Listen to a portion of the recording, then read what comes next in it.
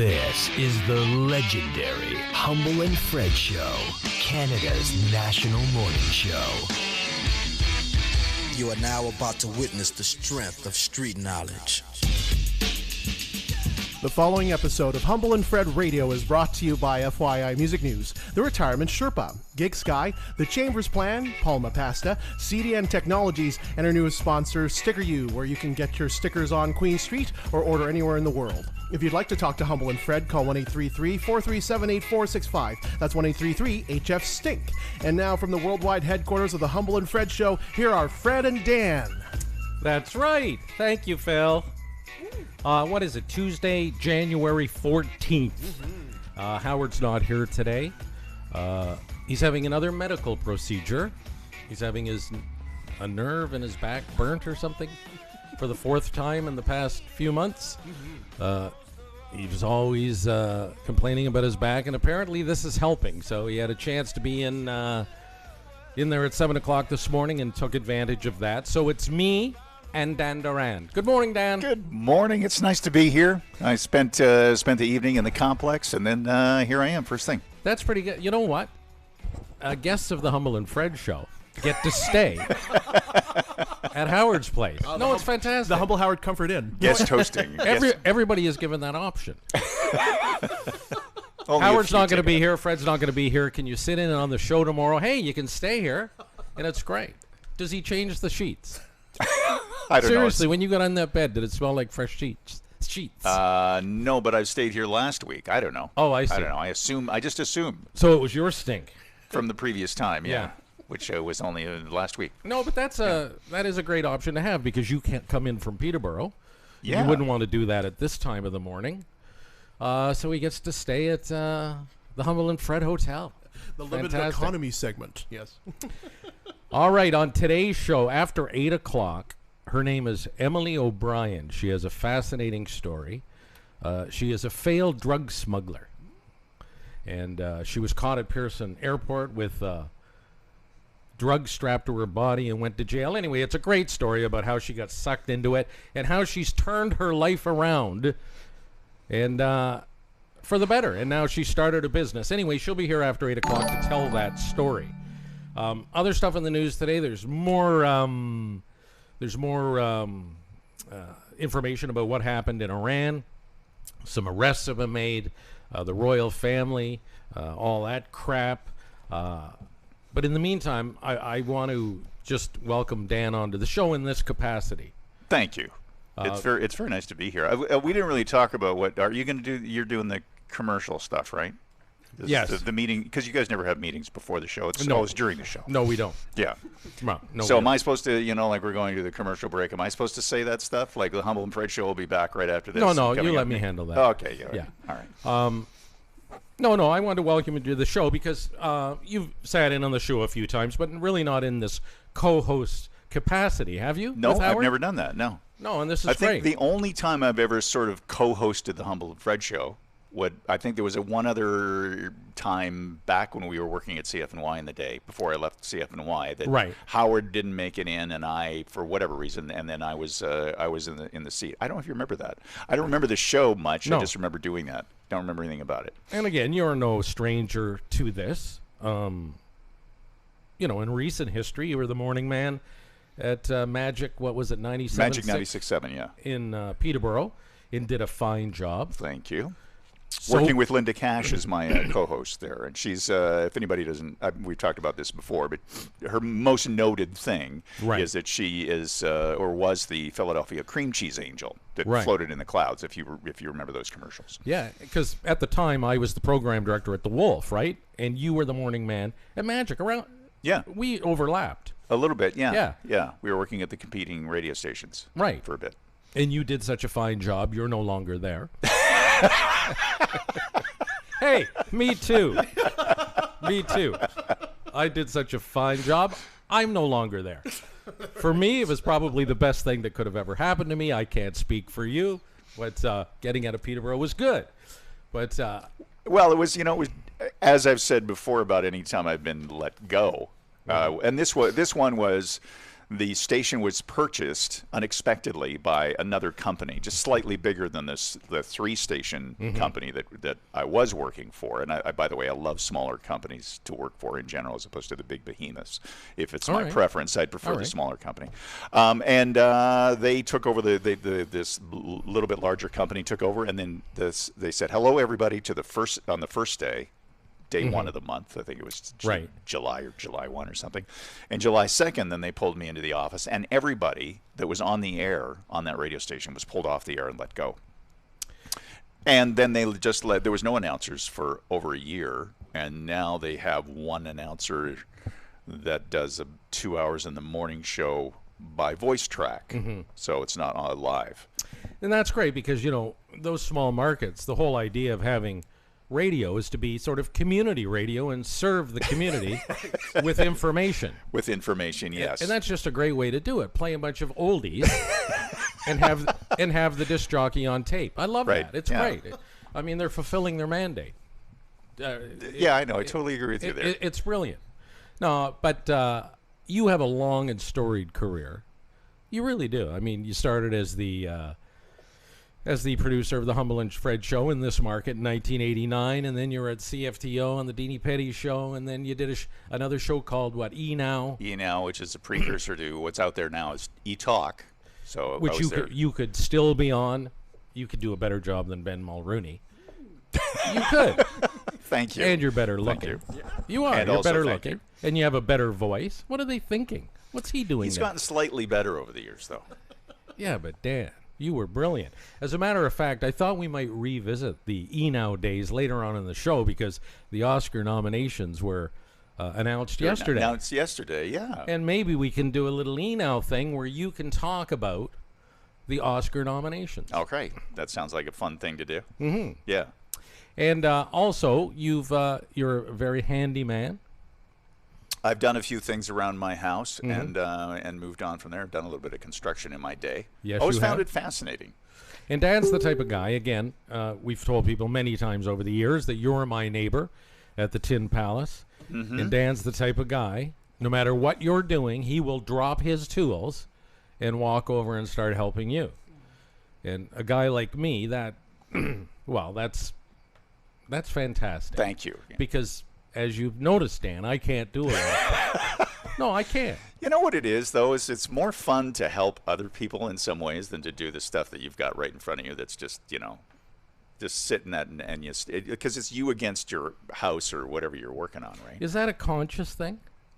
What? No, like you think you're over there, say, cleaning, like Dan's very thorough. Like he'll have a deck and he'll be cleaning in between the slats of his deck with a toothbrush. True story. True, yes. True story. But there's a reason. But so the cracks don't build up too much moisture and then rot the deck out. Yeah. Well, it's funny. Yeah. I've never done that. My deck's not rotten. It's true. No. Is that a conscious thought? You think I've got this work to do, but look at Fred struggling with whatever.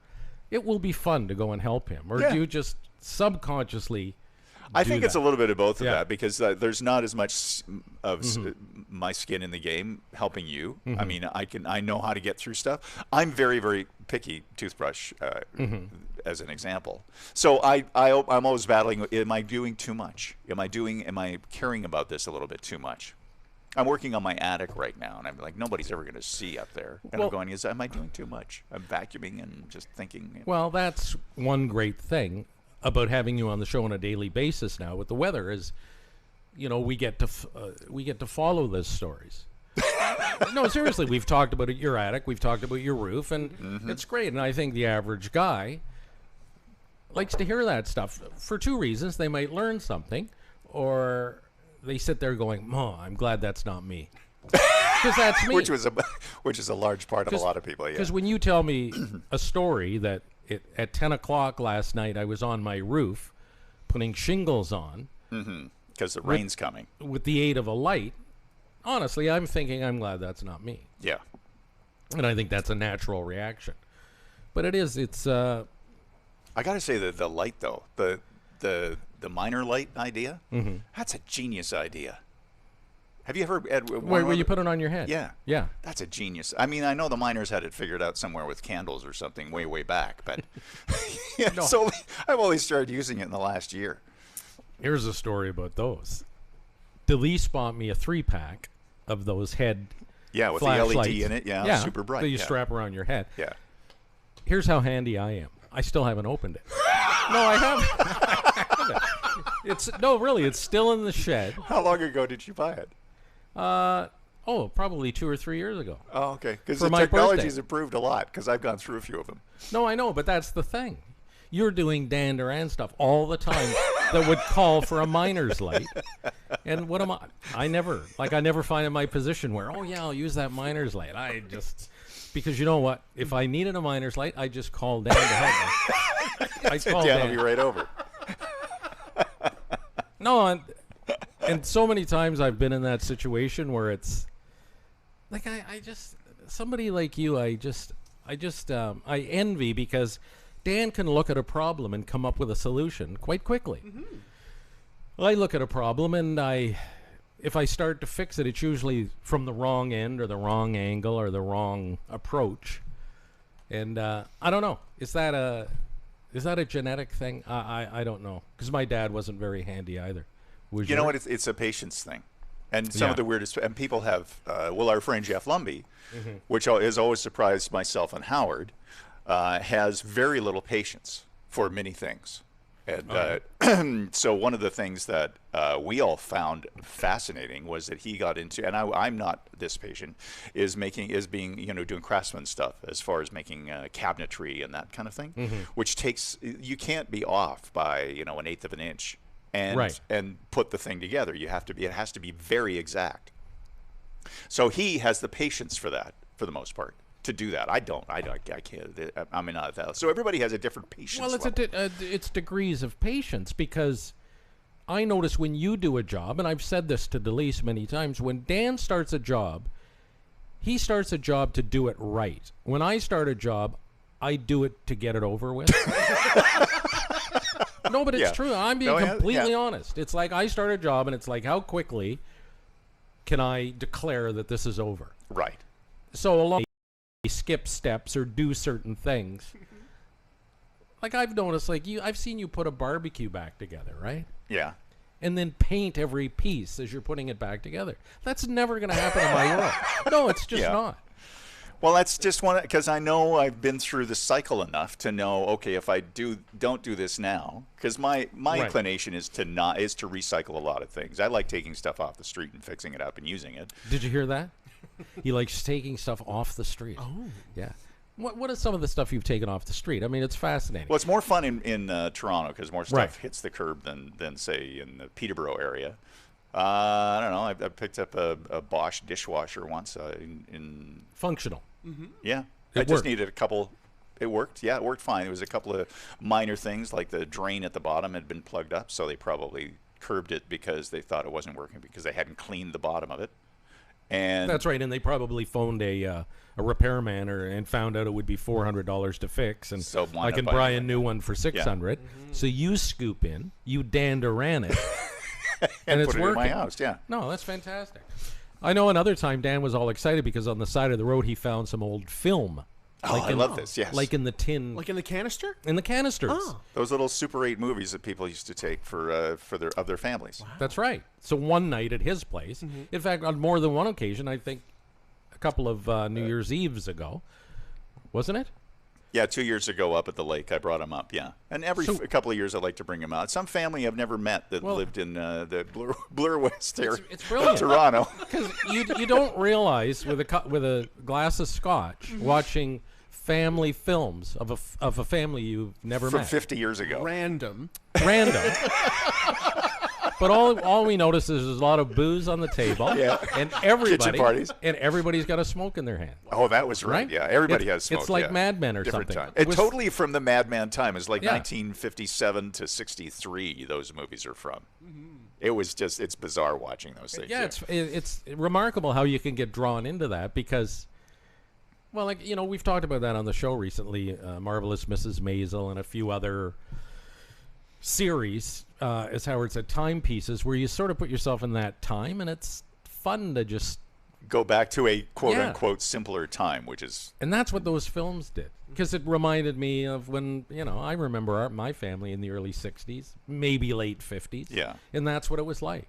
And they were, what, black and white and all... Well, there was some old, that faded color look. Right. That color that they have out. And scratchy and herky-jerky and everything. But anyway, that was one of the many things that he has found on the side of the road. All right, Dan Durant, thanks for being here today. Well, thank you. Hey, it's time for the weather. Yes, it is. It's time for the weather. 7:50, and apparently that's what time we do the weather. You don't pay attention to so this. So here we go. Dan Duran, weather, Dan Duran. Dan Duran, weather, Dan Duran. Dan Duran, weather, Dan Duran. Dan Duran, weather, Dan Duran. Nice one. Yeah. Every day's a little different, I notice. It's nice. Now, do you sing from Peterborough? No, I don't, because there's a delay when I'm in on the line, right? All right. So I come in a second later off the beat. Right. Off the beat. Well, there you go. Yeah. Because there's another thing, eh? Dan's a great singer. Mm-hmm. On top of everything else. I just should do more of the singing. I sang when I was in high school. Yeah. In choirs and stuff. All right, I just followed up. What's going on with the environment? Well, it's very cold out west. We talked about that yesterday. And like in Calgary, it's like somewhere between minus 31 and minus 28 degrees. That's the high today, depending where you are in Calgary. And it's just locked in on a cold temperature. That cold air is heading our way, but not quite to the extreme that they have it here, but it'll be arriving on Thursday night into Friday. So our temperatures are going to be a little bit above normal for the next few days. We could get some, for today, there's a 30-40% chance of some snow and some freezing drizzle and a little bit of fog in the GTA area, but heading toward a high of 3 today, and then again tomorrow. And then overnight on Thursday, after a 1 degree high, it'll get down to minus 12 here. A little bit colder further north, like in Peterborough in that area there. The high on Friday will be minus 8 for Toronto. And then in Peterborough, it's going to be like minus 19. So there's sort of a dividing line a little bit further north. So all these areas like Barrie, further north than that, it's all going to be in that area, that kind of super cold area. And then after that, it's going to be, seasonal is minus 2 this time of year. So after that, into next week, it's going to be a little bit below, like Monday, minus 8 again, and a little bit chillier mid next week. So there you go. And some snow is probably coming our way, 10 to 20 centimeters of snow on Saturday. Well, we're due for some cold weather. There's no doubt about that. We've been pretty lucky so far. It feels weird. I mean, Calgary's temperature of minus 31 just I grew up in Alberta, and it reminds me of some super cold winters out that way. But yeah. It's been a while since they've had, I think 2004 is the last time they had temperatures like this in January. Now, it's in the evening. It doesn't offend you if I tell you I watch Tom Brown weather. Yeah, no, everybody, on there's a lot of different weather presentation styles. Uh-huh. He's got one too. Yes. Very, very frenetic. You notice that? Yeah.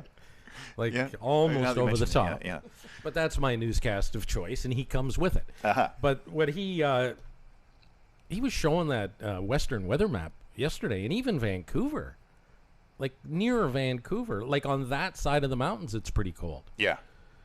So that's weird too, isn't it? It's a little bit of a weather anomaly. Well, it's more and more this you can expect with global warming that there's going to be more severe weather events.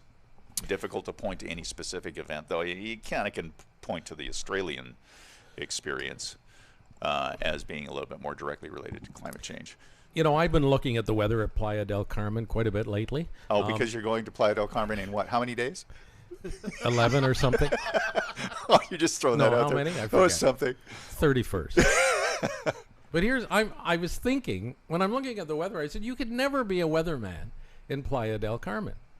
Why? Well, you look at the weather map, and every day is 29 and sunny. So those guys would just sit in front of their green I screen don't know and what say the same thing. Seriously, I mean, their dry season is from like November to April. Mm-hmm. Like, what is your job? Because it's 29 and sunny every day, and the low is like 21, 22 degrees. Isn't Like, there it would a be the chance most of rain? Nah. Well, the odd time, but I don't again. watch Playa del Carmen weather at all. But see, I guess the the purpose of a weatherman is to tell you, especially in an area like this, the extremes. You really never know. You never know what you're going to get. It's way more fun as a weather guy to talk about the extremes. This is my point. Yeah, every day you'd have to make something up about, hey, I'm in. You'd have to be like a comedian or something. Yeah. Remote from all the various jungle sites down in the Playa del Carmen But area. even if you're a weatherman in Florida, still, sometimes with tornadoes and hurricanes and stuff that's like a big thing that people want it. Yeah, but I just, again, and what I've done is I've gone in and I've looked at the history of February in Playa del Carmen. Wow. And January. Well, you fall into those rabbit holes. I guess. And, it's amazing. Year after year after year, the weather during that time of year just is the same. Was that one of the main reasons you chose Playa del Carmen as the weather? One of them. Yeah. One of them. What are the other ones? Because last year we went to San Miguel de Allende, but the thing is, it's in the mountains. Yeah. And it's lovely during the day, but the evenings and mornings are really cold. Oh, that makes sense. And I like a warm morning so I can go out and walk and stuff like that. And I'm talking cold, 3 or 4 Celsius. Oh no, I know it gets in those deserty kind of high altitude areas. Yeah, for sure. So you mentioned global warming, climate change. Where are we at right now? Climate change or global warming or both? I forget. I think both of those are fine. No, you and I. I mean, yeah. There's climate change for the deniers, as I think that's what they changed it to. Climate change because global warming was fooling everybody. The temperature of the planet is going up, but the point is not everywhere is going to get warmer. And so anytime it got colder, then people were saying, well, what about this climate change? What a pile of crap. So no, and that's not me. No. You and I often debate the subject. We do debate the subject. But I'm not a denier. I totally agree that it's a problem. Where you and I sometimes knock heads is what do we do about it? Right. And Howard and I were discussing this yesterday. I don't know if you heard that. I wasn't here for that. I would have been awesome to talk about. Well, you heard that discussion. Well, you didn't hear that discussion. Was basically what do we do about it? It sounded hopeless, and I used the word futile. I don't know if that's the situation, but what do we do about it? What do we do about it, Dad? Doesn't it all start with us, each individual? Isn't that where we've got to get off the mark? And you know what? There's a range of human dynamic that there's going to be people on all ends of the spectrum. There needs to be guidance from governments around the world that believe in climate change, in my opinion. And I think we're at a different level of how much influence the government should have on influencing that behavior. But other than, like we have these recycling programs, and we're, constantly being pushed to recycle. For example, not everything's perfect about any of that, and a lot of people have somehow gotten the impression that a lot of the recycling just goes straight into the garbage. So why should I do this? And there's all this kind of justification, and you're not going to win every single time but you're trying to move the meter, trying to move the whole society, right? We just have to move it faster than we are doing it right now. And that's where I get into hopeless. How do you do that? Because everybody's a big advocate until it inconveniences them. And that's how you have to. I think what's happening in Australia is starting to. There's these big events that are starting to awaken us up a little bit. And I don't know if Australia will. That's where my hope is, that these devastating fires in Australia and in the Amazon, that people are going to start saying, well, wait a minute, this is a pretty huge scale, how bad things can get. It's not just, everything's going to get warmer and whatever else. I mean, think about those fires in Australia, about, it's like this massive campfire that all these carbon emissions are going into the environment and escalating we got to go. Hearing music, that means we got to go. No. Yeah. I mean, you can make your point, and I totally understand it. It's going to take something catastrophic. But to me, catastrophic will be, again, more self-interest. When people start losing the beaches of Florida, then they'll wake up. A few fires in Australia might wake them up. Too far away. And cause us to feel bad. But all of a sudden, when you have nowhere to go because there's no beaches, well, then maybe that will wake everyone up. Yeah. Thank you, Dan Duran. Well, I mean, I still have hope, and there's many things I can say about it, and the Australian fires and all the rest of that. but we do have to pay attention, I think. Okay, it's the Humble and Fred Show. Humble's Yeah. not here today. Dan Duran sitting in. You're listening to Canada's comedy superstation, Funny 820. Fooling around. Tie you straight and right out. Better think of your future. Else you wind up in jail.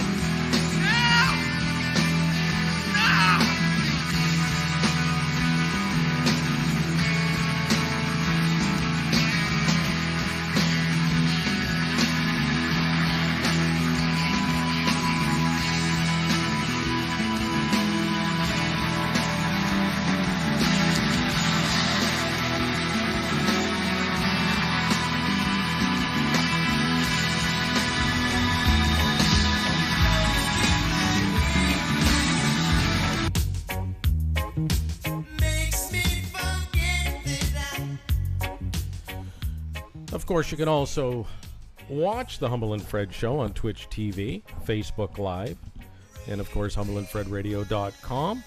Download the podcast at all the, and I mean all the, what do you call them now? Regular places? I guess they're all regular, aren't they? All the regular podcatchers. There's a ton of them, and we're everywhere. We're everywhere. I'm Dan Duran, by the way. I'm guest howarding this morning. Yes. Just so I did coming back and yes. people not wondering who the hell this guy is. No, I know. Yeah. Howard's not here. He's having another procedure on his back. The poor man. Really, the poor man. Poor Howard. Shoulder, back, knees. We can talk about this Fingers, tomorrow. I guess toes, that'll be head. a big feature of him hunting for the painful spot and frying the nerve and all that tomorrow. Right. That's coming up tomorrow. He has. Listen tomorrow. I know. He has explained the procedure. Yeah. And it's extremely uncomfortable. Uh-huh. My only concern would be the frequency of having your body invaded like that and something burned. But anyway. Anyway. That's what's happening. But anyway, It's like branding iron for the nerve ending. as long as it keeps that handicap around 1, that's all that matters. Wouldn't want to give up the golf. Keeps him alive. No. In a minute, we're just going to go through the Oscar nominations because I want to take advantage of having Dan Duran here. And, he had that big show, Now, for so many years on CTV. So if you're going to have an entertainment personality in-house, you might as well use them, right? Uh-huh. Right, Phil? Yes. But in the meantime, tell us a little bit about Gig Sky. Absolutely. And, there we Did go. you lose your Gig Sky? Oh, no, I'm just doing the technical stuff, and I didn't realize there wasn't any music. So, Gig Sky. The recent weather has probably got everyone thinking about their winter travel plans. Certainly mine as well. I'm going to a warmer place next month. But don't forget to get your Gig Sky service before you travel so you can stay connected. And don't forget, the Gig Sky eSIM, which is software. It's not the actual card. Some people mistaken plastic for that. But the eSIM is available for the new Google Pixel 4 devices as well as the Pixel 3 and 3A. So it's as simple as downloading the Gig Sky app, the latest one, and then subscribing to the same regional and world plans available on the iPhones and other Android phones that have the eSIM. And if you don't have an eSIM service, you might have an older phone, for example, like me. And so just get the physical SIM on the Humble and Fred Radio.com website, and there's more specials on the way. And if you want, you can also get the physical hotspot, which you can share with others. Okay, Humble and Fred listeners can now experience a California dream of their own this Canadian winter and stay at a lovely place in the Santa Rosa Mountains, okay? Go to humbleandfredradio.com, click on Turnkey Vacation, look at the beautiful home that is available for rent by Humble and Fred listeners at a discount. Okay, the promo code is OWNER15, and you could take advantage of this beautiful home down, in the Palm Springs area. Fantastic. Howard is going for a test run in a few weeks, and I'm sure he'll report back and tell us how fabulous it is. Turnkey Vacations on the Humble and Fred Radio website. Click on that, and the promo code is OWNER15. All right? And again, coming up after 8 o'clock, Emily O'Brien. She was a drug mule and got caught at Pearson. She's got a fascinating story. She went through that and then turned her life around. It really is something to hear, and we're going to hear about it after 8 o'clock. We're all curious about how she hid the drugs, where she hid the drugs. Right? Yes. Yeah. In her underwear, actually. Really? You read this? Yeah. You know this? Yeah. Oh. In her underwear. Like in her underwear. Like in the underwear. In the underwear. And Not well. Yeah. She only From did what this I once? just in the underwear. She did it just once and got caught. Yeah, and that's the part of the story that fascinates me is being in the plane and it's landing at Pearson. You're just moments away from security. And apparently that's where she blew it. But I don't want to give too much away. I'm so much of a suck. I could never, ever, ever dream of doing something like that. But Well, you know what? I've been thinking about this. We all have a line that we won't cross, right? Mm-hmm. We could do some bad stuff, but we'll only go so far. Yeah. And then that would be too much, right? And I think being a drug mule would be like for most people, that's way beyond. That's crossing a line that that's a no-brainer. Never going to do that. No, I know. So how did and I'm sure that was with her. How did that line move? How did she like? That's part of the story too. Sometimes you're talked into it by someone. Yes. And they've somehow done it, made it seem reasonable. well, and they've done it to more than one person. Yeah. So it's a finely tuned process of brainwashing or convincing an innocent person to do this. Right. And it's one of those situations where you think, I could never do that, and then you turn around one day and you did it. A young, impressionable woman. But again, she'll tell the story. I can't imagine being her father and having your kid go through that.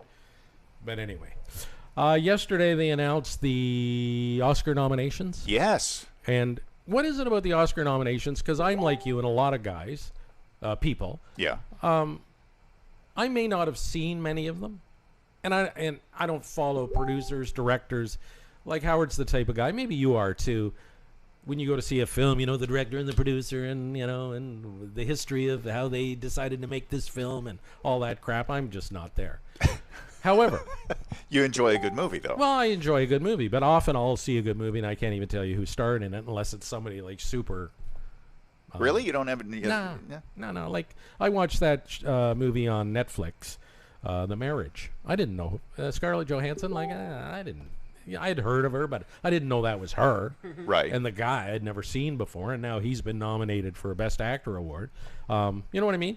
But then, on the flip side of that, The Irishman, I know who De Niro is, and Pacino and stuff like that. Yeah. But anyway, go ahead. No, it's interesting, all these movies that got nominated, like for the Best Picture. And I was just going through this yesterday when it was announced, because this is always fascinating to me. And often I go to parties, the Oscar parties, and you kind of, you take your guesses, just like the Super Bowl pool of who's going to be winning what. You've been to Oscar parties? Yeah. Wow. You've never been to an Oscar party? No. Really? Why would I go to an Oscar? It's a Tuesday night. Seriously. It's a big event. Well, not as much as it used to be in my mind. I don't care as much as I used to. Right. But and that's the one point. Just before you continue, I was going to say that I'm not that into movies per se, but whenever the Oscars are announced, like yesterday, I said, Oscar announcements, I want to see what they are. Yeah. Even though I can't really relate to them, it's a thing.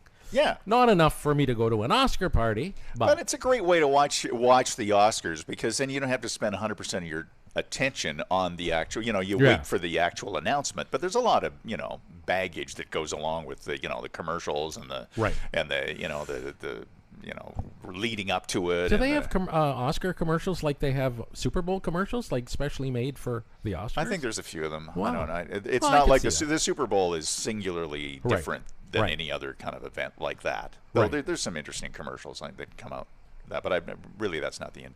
Okay, best. Okay, so Best Picture, Ford. I looked at this whole list. I haven't seen one of these.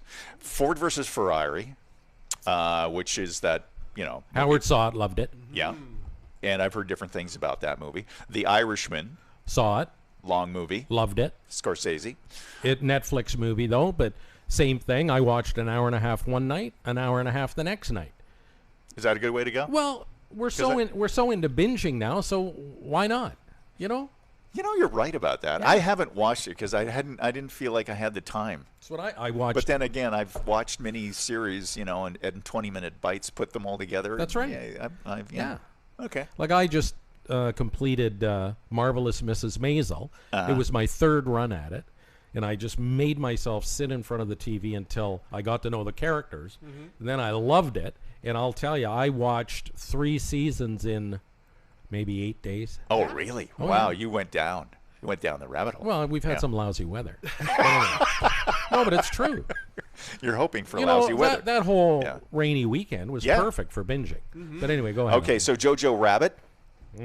Howard loved it. And I think Scarlett Johansson got nominated for that as well, or she's in it anyway. Right? Oh, is she? I don't.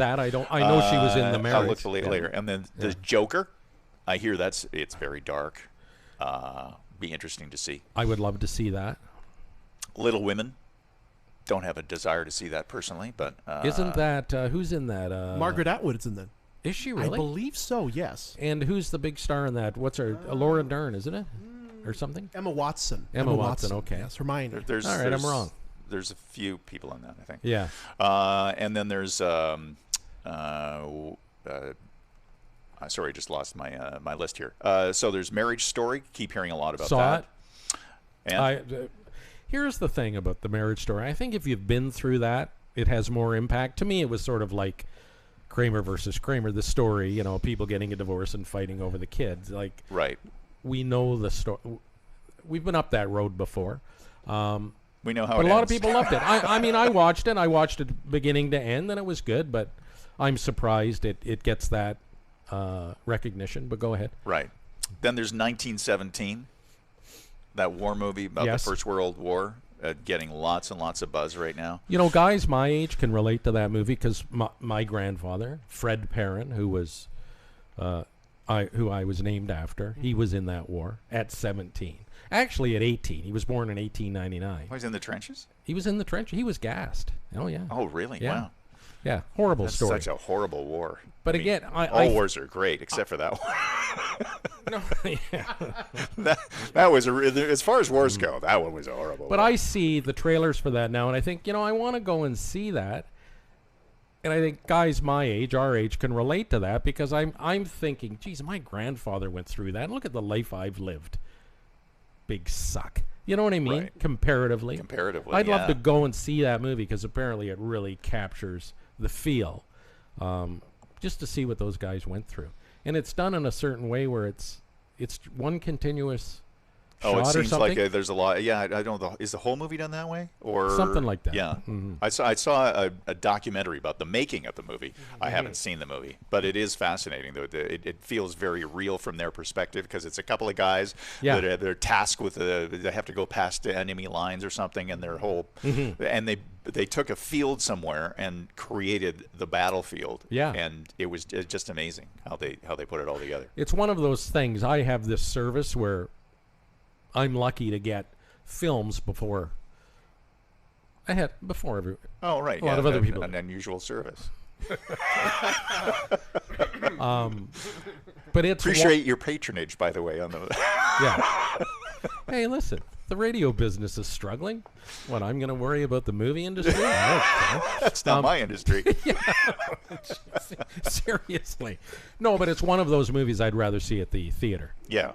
Oh, I think that would. Yeah, absolutely. Yeah. And there's a lot of movies that should be really seen on the big screen to give you the, or at least a larger screen at home, not the little phone. Right.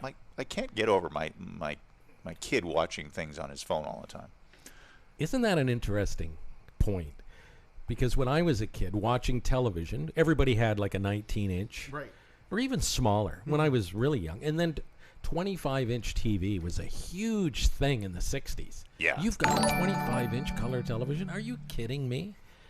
And the thing is, everybody was so enamored with the size. And then big screens started to happen. Right. Remember, 35 inches was a big screen, and then 45 inches. We used to go to bars in Toronto to see the the hockey game on a big screen, yeah. And it was only about 50 inches, Yeah. right? Yeah, it was the biggest they could come up with. It was, something the bar could afford to put on the wall. Yeah. And as soon as I could get a big screen in my house, I couldn't wait. And now I have a 65-inch television, which is a big deal to me. I really enjoy it. Isn't it funny?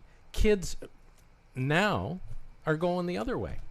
That does not impress them at all. Miniaturization of everything, yeah. What they watch on their phones. Yeah. And are completely satisfied doing it. I have a beautiful theater experience upstairs. I've got the 60-inch screen. I've got really, really expensive speakers for the sound system. They're just a beautiful kind of experience. You can sit down and watch the TV. Now, he likes to play games on that system with all his buddies. 'Cause, Right. They're playing multiple players on the same split screen, whatever. But he never watches a movie on that thing.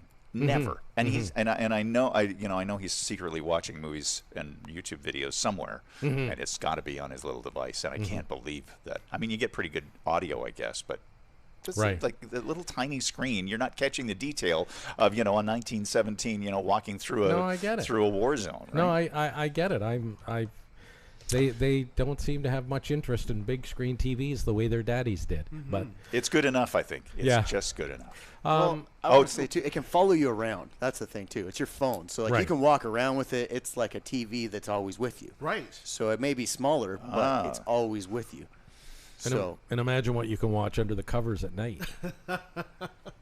Yeah, I don't want to think about that. You don't want to Ford think about versus that. Ferrari. Why? Yeah. You would have. That's what I did. Well, it was. Well, With think a about it was magazine? ridiculous. No, when I was a kid, my mom comes into the room and I've got a 25-inch color under my sheet. Wow, that's a big screen. Freddie, what are you doing? Nothing. Nothing. Nothing. Stop it. Okay, there's 2 more movies. Yeah. Once Upon a Time in Hollywood, the Quentin Tarantino movie. Saw it.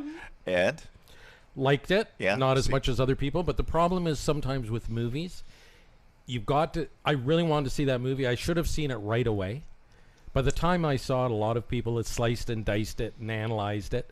So I think that took something away for me. Right. It wasn't as good as I thought it was going to be. right. And I've heard that it's not the best Quentin Tarantino movie. No, not. And that he's like retiring maybe after this one. But it's subjective too. It's like, to one person it's the greatest, and another person it's meh.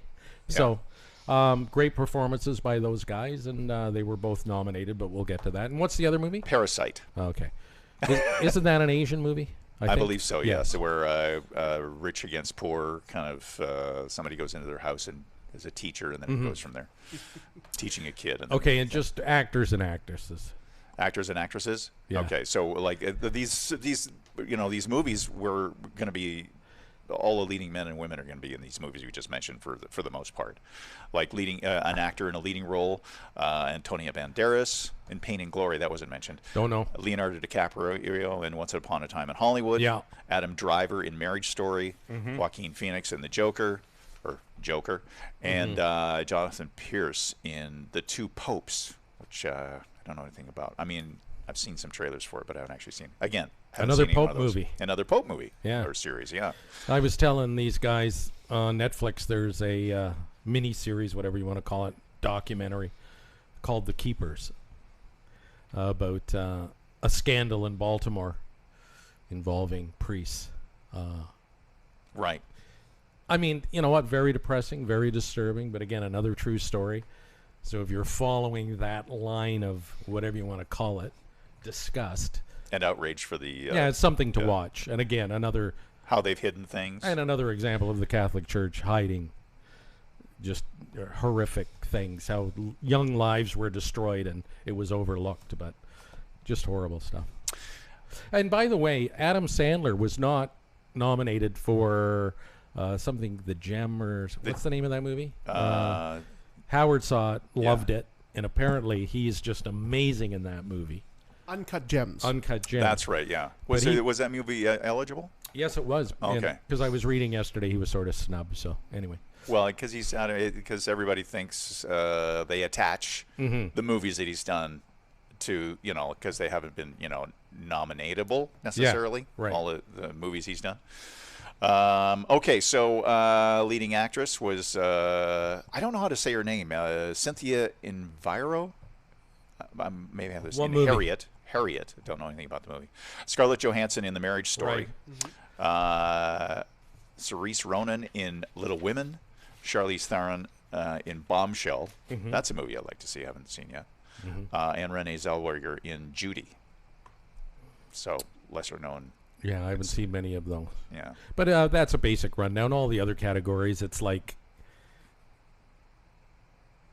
a lot of them aren't given on Oscar night.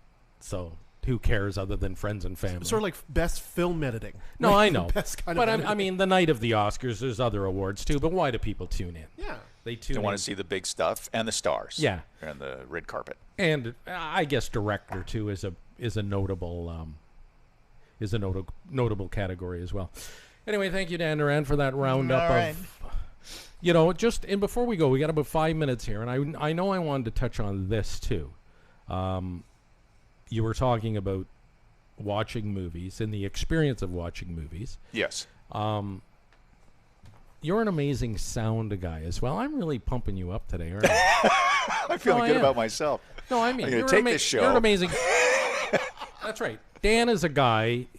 I don't know what's the word. An audiophile? Is that the word? Yeah. I would be in the audiophile. Yeah, here's my history is when I first got into radio, I was on the air as an announcer, and then sort of worked into the production department when I was in Moose Jaw. And then from then on in, my career had a lot to do with the back end of producing commercials, getting announcers in. I was in charge of departments with the writers and all of that kind of thing. So I became a recording studio engineer basically over time. Right. So I've worked in many radio stations in that capacity. Right. And spending a lot of time, fine tuning voices and, dealing with all the recording studio elements and listening to different speaker styles and all of that to become, in the long run, an audiophile by the mere fact that I spent so much time doing it.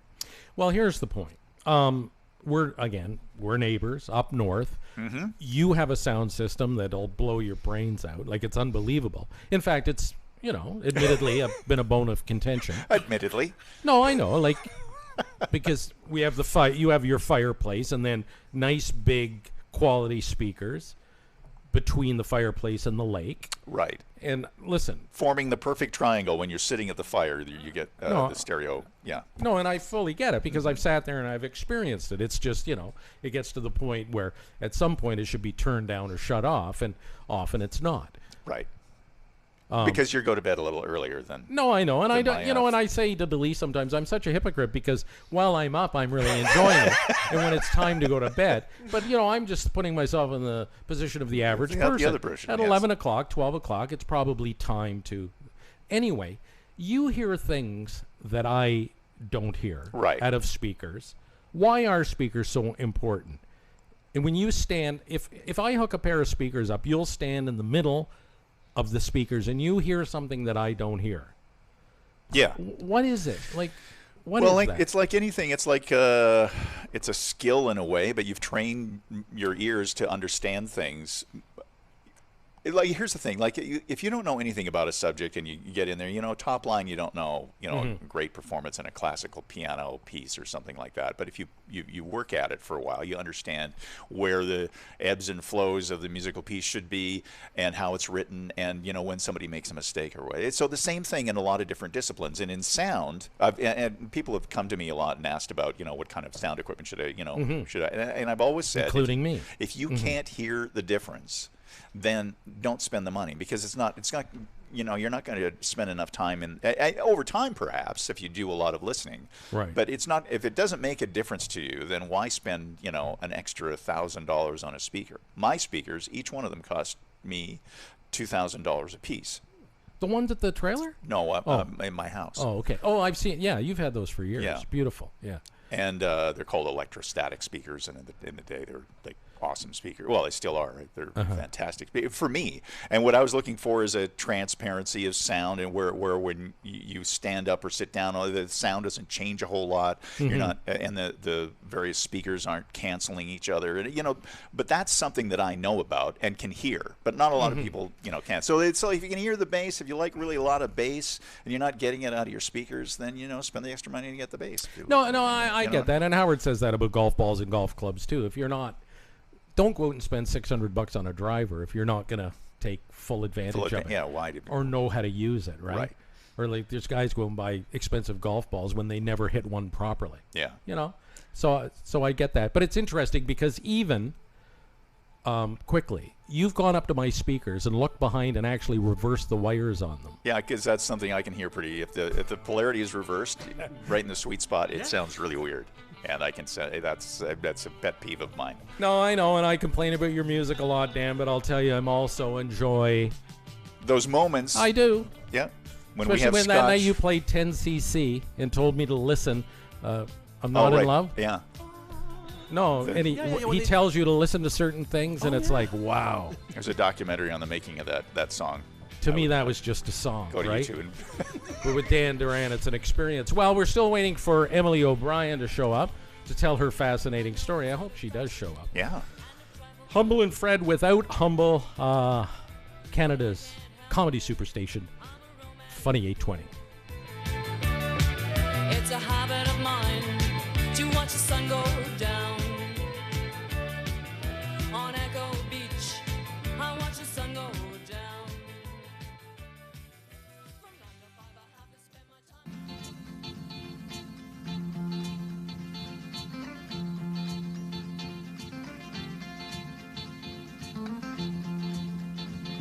For once in my life, I have someone who needs me, someone I've needed so long.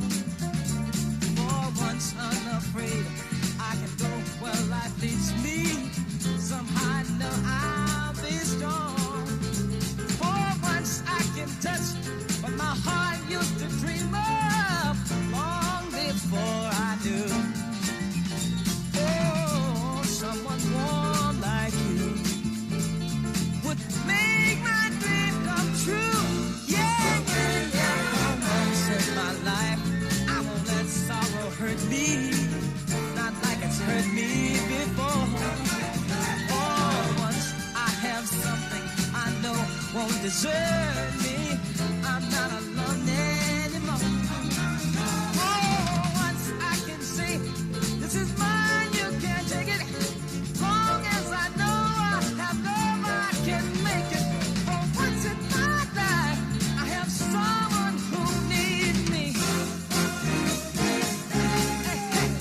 Hey, yeah. Oh, dear Lord.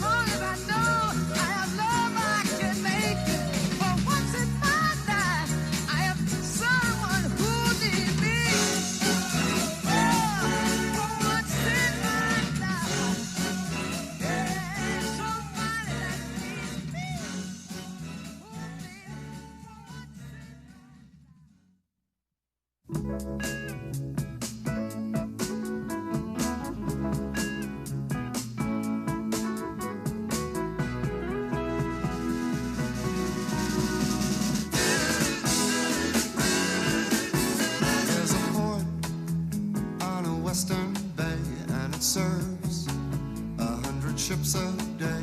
Lonely sailors pass the time away and talk about their homes.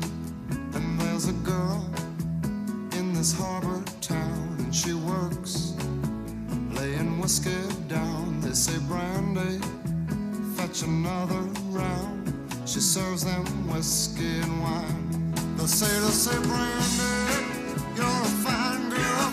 What a good wife you would be. Yeah, your eyes could steal a sailor from the sea.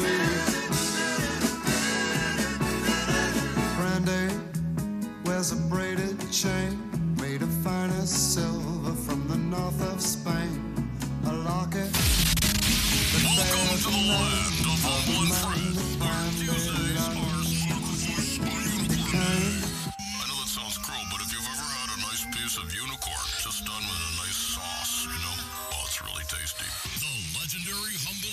Radio, Canada's national morning show.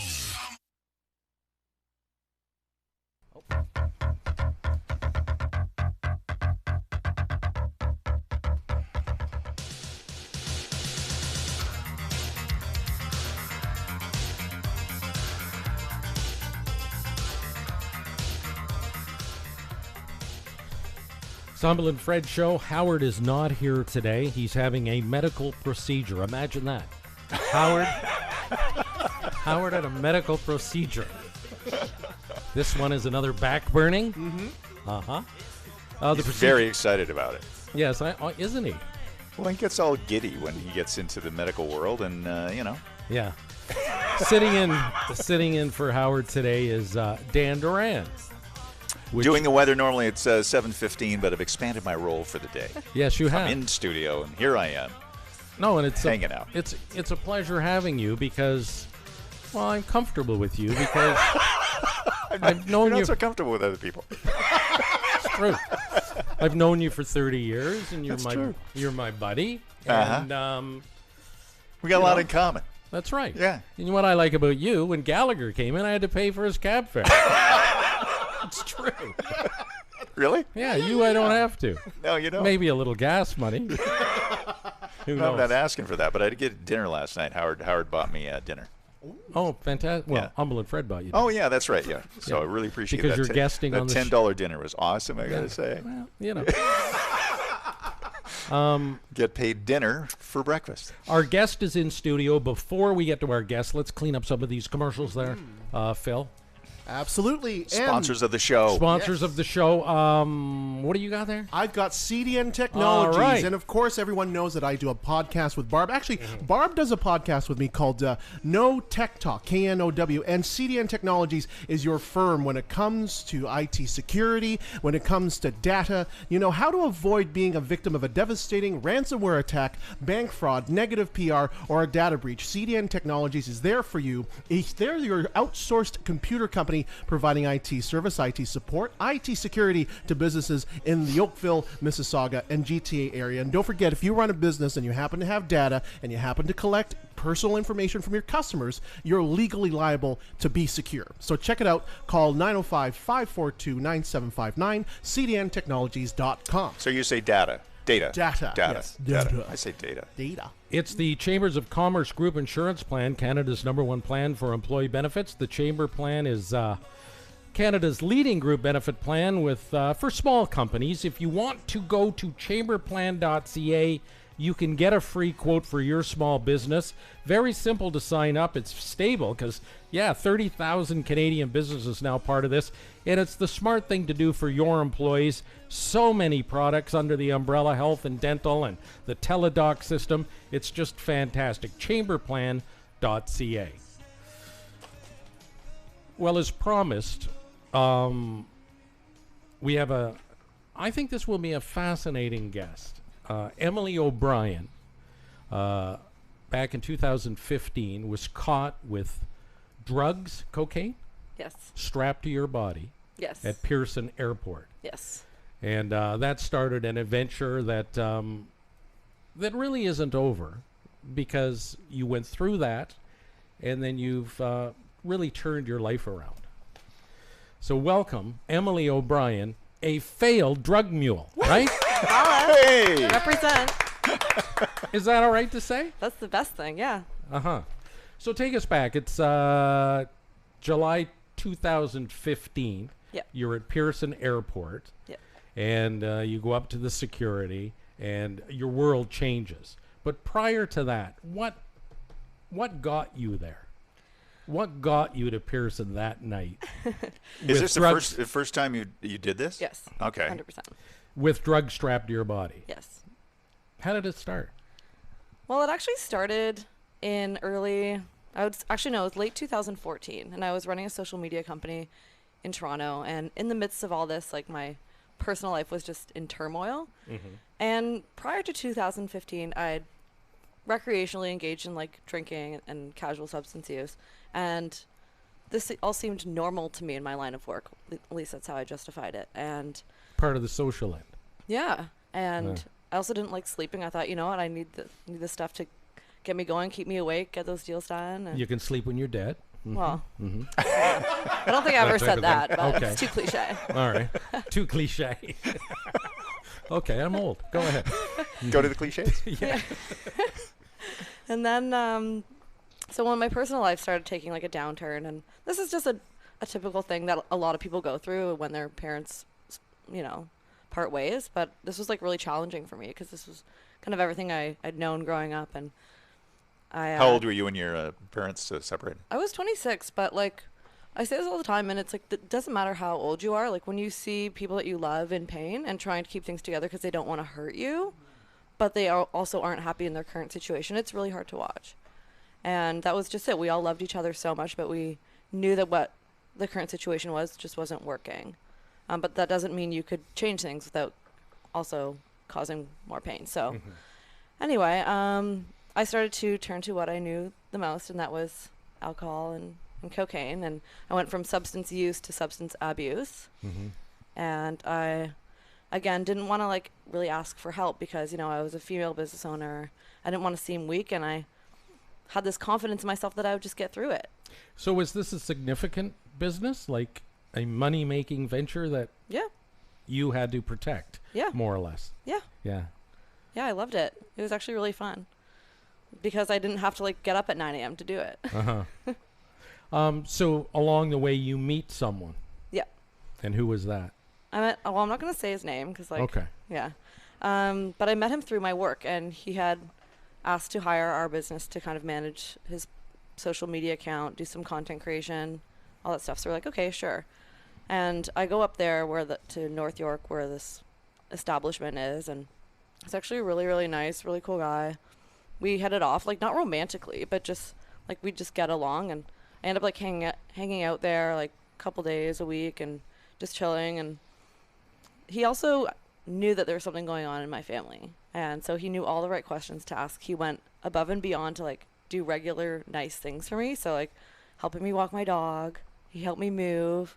I didn't see anything out of the norm. Do you think the moment he met you, he targeted you to do this, or do you think he met you and then decided you'd be a mark? Yeah, because he could tell by my personality, and then as the more he got to know me, the more he knew that I had extensive travel experience, that I was kind of like a free-spirited 26-year-old with, you know, I wasn't married, and I traveled with like male partners before. This wasn't unusual to me.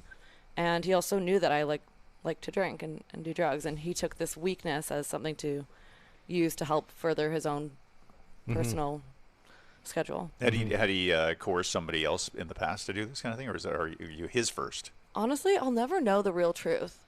Like, he would tell me certain things that he had, but then I'm not going to like falsely accuse someone of something. So it's just, I'll never really know because a lot of what he told me was fabricated. Okay. So one day he says to you, here's a good idea. And what did he say? Well, first of all, he wouldn't tell me what it was over the phone. Right. He was like, oh, I got to talk to you in person. I'm like, what is this about? Like, this is so weird. Yeah. And I knew that he was supposedly going through a separation. So I wasn't sure maybe this had something to do with that separation. And was he a lot older than you? No, he's 38. Oh, okay. Yeah. And so I was like, okay, like just. Well, you were 26. That's a lot older than you. I don't know. Okay. 12 years. I think that. Well, it's significant. It's of note. Yeah, my parents might say that, but. Yeah. Well. I also dated someone that was 45, and my mom was like, not impressed.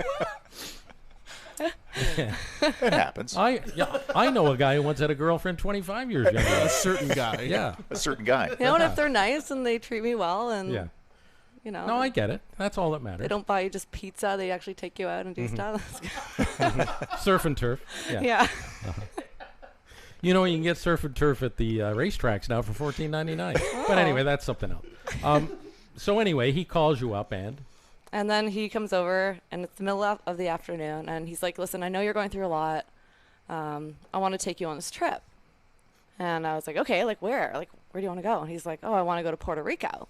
I was like, okay, cool. And he's like, okay, well, but there's just something like I gotta let you know, like I gotta do some work when I'm down there. He's like, I gotta bring some drugs back, but don't worry, like you won't have to do anything, like just come as my girl, you know, like you deserve this trip, blah, blah, blah. And I was like, okay, no, absolutely not, like get out of here, like scram. And so he left, and he was like super embarrassed that he'd even asked me, and I was horrified. Did you know he was involved with dealing drugs, or? He didn't even do drugs. He didn't even drink. So it was money, right? Okay.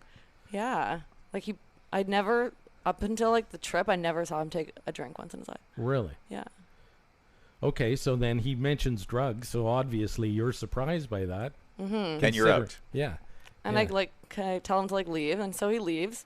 And this is like, he also brought me like a bottle of like, dessert wine over to my apartment at 2 in the afternoon. I was like, okay, at least bring me vodka. If you're asking this, like, dessert wine. What is this?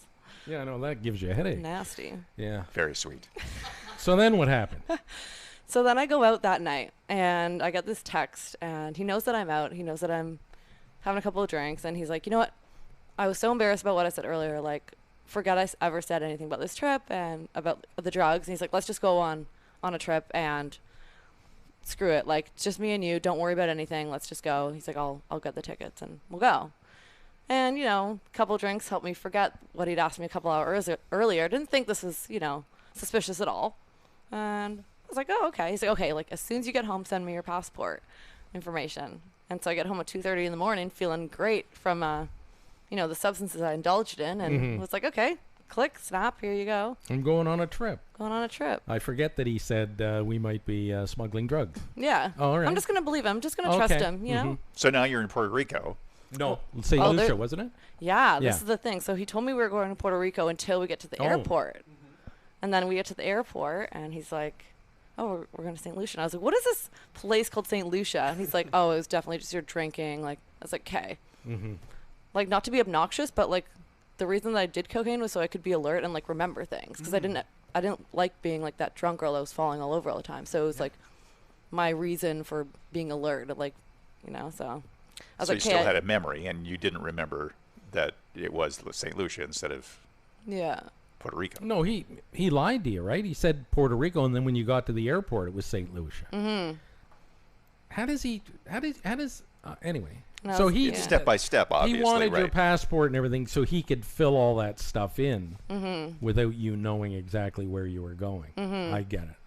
So anyway, so you're at the airport, and you decide, and then you're in St. Lucia. What happens? So the first 3 days are fine. We're at an all-inclusive resort and wristbands and all, you know. And the third day, like the first couple days are fine. He's like, "Oh, do you want drugs?" And I was like, "Okay," like sure. It's like, and then he actually did some when we were down there. I didn't think he would, but he did. And then the third day in, like I didn't really drink. He did cocaine? Yeah. Well, it wasn't very good down there, so I don't know really what it was, but I don't know. Anyway, so the third day in, it's like 2 p.m. and I'm about to go down to the pool because I didn't like going to the pool in the middle of the day because it's scorching hot and I would get burned in like 5 seconds. So I like to wait a little bit. I hadn't had really any drinks yet. And then he's like, okay, our friends are coming to pick us up in half an hour and you're coming in the car with me. And I was like, well, what are you talking about? And he's like, we're here to work. Did you really think this was just all fun and games? Even though he had said, forget about what I said. Let's go down and just have a you-me vacation. And you're there, and then he does that. Things got dark pretty quick there. Yeah. And then you feel sort of vulnerable at that point. And I still trust him, but he's like, Even at that point, you trust him? I trust him that I'm not going to get hurt. Oh, okay. Yeah. I trust him that he's not going to hurt me. And he didn't. He never, like, laid a hand on me. So then you go to see these friends, so to speak. He called them friends? Yeah. Okay. So you go there, and what happens? They pick us up in this car, and I, like, look out the windows, but I'm like, oh, it's not like I'm going to go running and telling the police, right? Because I'm, like, in a foreign country. I don't really know who's in on it and who's not. And I don't really know what's actually happening. Yeah. So what I'm going to do, be like some crazy lady just screaming out of this random car in a country, like, I'm not going to do that. So I just go with him and thinking, like, I'm not going to actually have to do anything. Maybe I'm just going along for the ride. I don't know. Get to this house, and looks like a normal house until you get inside, and then there's just, like, stacks of bricks on the walls. And I'm like, oh, boy. Of cocaine? Yeah. And at any point up till then, did he threaten you, like, you're in this now? He's like, they have your passport information, and I told him that you're doing it with me. So now you're thinking, if I say no or try and back out, I could get hurt. Yeah. Or never be seen. Yeah. And I didn't know the drug trade. Like, I didn't know how serious these threats were, but I wasn't about to take chances. No, I don't. Yeah. Obviously, I can understand in that situation. Yeah. I mean, you're in it to that extent. And when it comes to drugs and trafficking, I mean, these people, they don't play games. Yeah, and there's also another part to me that was like, okay, I want to just, like, do what he wants me to do to, like, be that good girlfriend or whatever I was that day. So at this house, you see all the drugs, and then they show you how you're going to transport it? First they take my measurements. Like Uh-huh. I'm at the tailor's, and they, this woman has this measuring tape, and then she's like, okay, thanks. And then I have to go to the mall with this lady and these other people, and she's like, okay, we're gonna go dress shopping together, and I'm gonna pick out the dress that you're gonna wear, but you're gonna pretend to like pick out some other ones, and then we're gonna buy like the dress. So it's like a long flowy dress that's supposed to conceal the drugs that I'm gonna bring back. Mm-hmm. And then so we go pick up. Did you like the dress? Oh my, no. So ugly. It's mortified. It's not something you would It's have almost as chosen. mortifying as my bowl cut I had when I was young. Was it form fitting? So you go and get this dress, and then the idea is it's a dress that obviously is going to conceal the drugs. Mm-hmm. Now, is the drugs going to be in the dress, or is the drugs on you and the dress covers that? Like, do they strap it to you? I've got this set. Just wait for this custom couture outfit I'm going to talk about. Okay, sorry. So Getting then, hit. next step. So the lady then tells me that I'm going to be wearing like spandex, like custom spandex underwear with like a little kangaroo pouch Right. in the front and one in the back. Mm-hmm. And then so on the final day, she's already, and that's what the measurements was for, to like figure out what size to make these customized underwear. So you can't just buy them at the drugstore or like the clothing store. You can't buy these like pouches with like Spanx with pouches in them. But you're not very big, so how much cocaine could someone like you stuff in their underwear? 2 basically? kilograms. Well, how big would that be? Well, there's one on like my stomach and then one on my booty. And what would that have been worth on you alone? Before we left, I don't know, like 5,000 or 6,000 maybe. But then once it hits the streets, The then it street has a value. higher value, Yeah. 150. Really? 1,000? Yeah. Wow. So at this point, do you ever think, you know what, I'm going to go and phone my parents or my dad or something and just let them, like, ask them what I should do about this? So this is the thing. When we got back to the hotel, he didn't want me on my computer, like at all. He's very like protective and like watchful. At this point, do you realize this guy's a slime ball? Yeah. At that point, okay. Yeah, and I was mad, but I was also Yeah. disappointed in myself because I knew that I had played a role in this. But I still thought maybe at the end of the trip I wouldn't have to do it. And then he knew that I was really panicking about this because I was like, listen, I'm not good at this. Like, I've never done this before in my life. Like, I'm absolutely terrified. And he's like, okay, like, how about when we get to Pearson, like, you take the drugs off you in the bathroom, put them in your backpack, and give me the backpack, and I'll take the backpack through, like, the questioning. And then, Really? obviously, That didn't happen. that did not happen at all. So tell me that before we get to Pearson, so you have the drugs on your body, you get in the airplane. What is it like during the flight, and especially when they say we're now descending or whatever they say to Pearson? What's going through your mind? That must be, was it terror? It was Like, I can't a imagine. lot of uncertainty. Well, that's that anticipation of knowing the plane is landing. I'm going to be in an area that I really can't get out of. And in order for me to get out onto the street, I'm going to have to go through security. And if I'm caught, my life is upside down. Like, what? But that's what the was thing. that like? I didn't think my life was going to be upside down. I had no idea the seriousness of the circumstances. What? Yeah, no, like I was completely ignorant to it. So you're on a plane with cocaine strapped to your body, and you don't think it's that serious? Well, he had told me that like I was with him, right? So like I was Okay. doing this with him. So if All anything right. happened, it would be on him. That was like one of his calming tactics, I guess. So the plane lands. Yep, plane lands and I'm just like ready to get this stuff off me, and then we're walking and my eyes are just darting all over the place. I'm like the sketchiest person ever. Like You were doing all the things that security and customs is trained to look for. exactly, and I couldn't even help it. Like my body was just reacting that way. Yes, of course. Yeah. So like no amount of like no charade could like help me from looking less obvious. So you're on the plane now. At what level were you? Like, when did the things get like the stress levels go crazy? Because I think Fred and I, our stress levels would have gone before, way before this. Well- but once you're on the plane, you're like, was it getting on the plane, or was it descending, or was it getting off the plane, getting closer to customs? Where did you like peak out at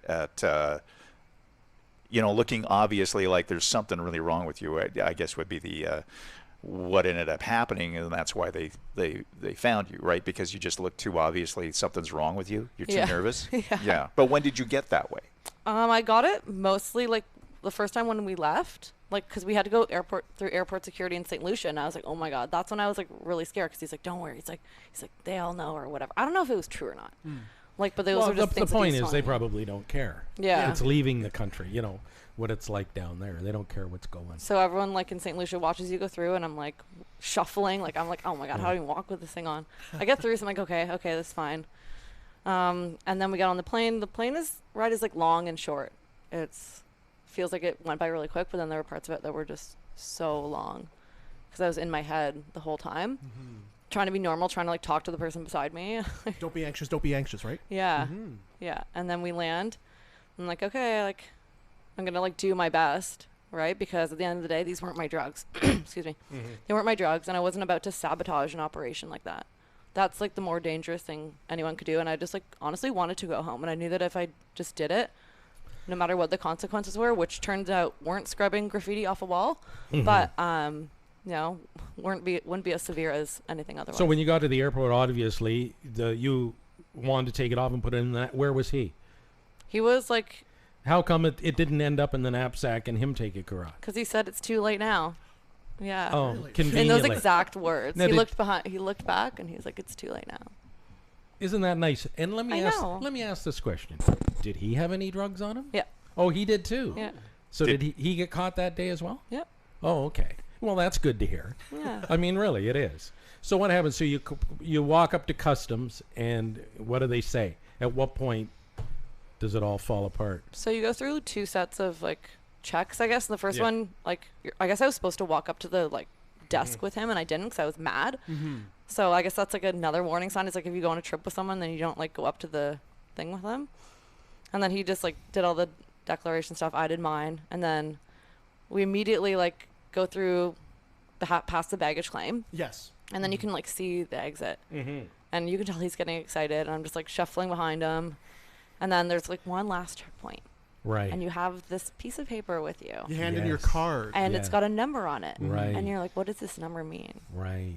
And you don't know until you pass that checkpoint, or not. In my case, they're like, you got to go here. And I they was like, red this pen is all it. the cards, yeah. Yeah. Whether you're guilty or not, you've got red pen on your card. Right. No, I get it. It's scary. I get it. And then they say, come with us. Well, they just said you have to go through like secondary. Okay. And then he was like freaking out at this point. He was like, I was like, kind of like, well, makes sense, you know what I mean? But I still didn't know how serious things were about to get. And I'm like, okay, fine, like let's do this. And he's like, pull your dress down. Like I was like, how can I even pull my dress down? It's like a muumuu. It's like to the floor already. Like what? And now you want me to start adjusting my wardrobe in front of a secondary screening? Yeah, they're not looking for muumuus. I mean, really. Come on. Ponchos, maybe. Not only that, you said you had some of it strapped to your butt. What was the plane ride? Or the plane ride like? It was fine. It was just like squishy. Like imagine this like under your shirt. Oh, and okay. then, like on your back. Well, that would be a lot more than 2 kilograms. But wow. So then they pull you over. Yep. To the next process, and what happened there? And I kind of knew that was it. And I knew that at this point, like I wasn't about to lie to a border security officer. So everything they asked me, I told the truth. And then they're like, okay, so you don't have drugs in your suitcase? I'm like, no, because I honestly didn't. And then they're like, okay, so Miss O'Brien, like we got to ask, like, do you have drugs on you right now? And I took 10 seconds to answer, and so because they had to ask me twice, because I just like went white as a ghost, was like sweating, and stared at the floor, and I looked at him straight in the eye, and I said yes. And I was like, okay, and I felt actually a sense of relief. Did you really? Yeah. And then what? At that point, do they take the drugs off you, obviously, or what? Do they get you to go with a female guard, and you have to take your dress off and give them the drugs? And wow. Yeah. All right. Well, we got to break now. Okay. We'll continue this story. Okay. After the break, our guest is Emily O'Brien, who, as you've heard, brought drugs through Pearson and got caught. Thank It's the Humble Lord. and Fred. Yeah. It's the Humble and Fred show without Humble. Funny 820, Canada's comedy superstation. 820.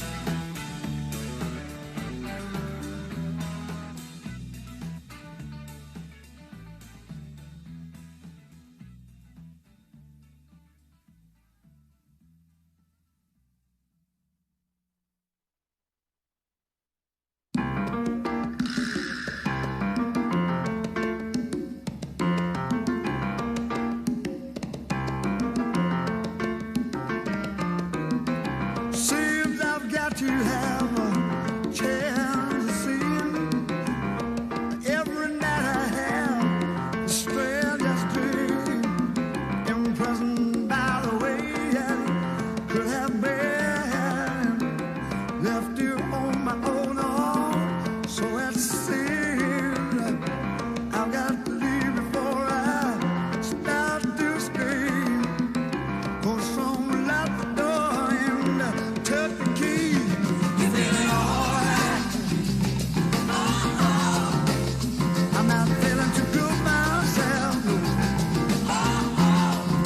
Yes, sir. You feeling alright?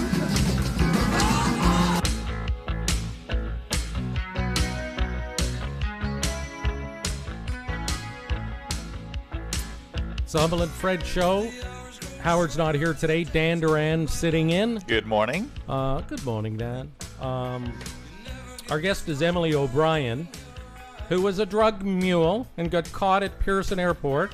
If you're just joining us, it's been a fabulous story. You can listen to the podcast to get all the details. Just something else. We left off Emily is at Pearson Wearing drugs in a spandex. wearing drugs in a spandex. You're caught. And did they immediately take you to prison or to jail? Or I spend about like 5 or 6 hours in like the bellows of Pearson Airport, just waiting to be processed by Right. different authorities.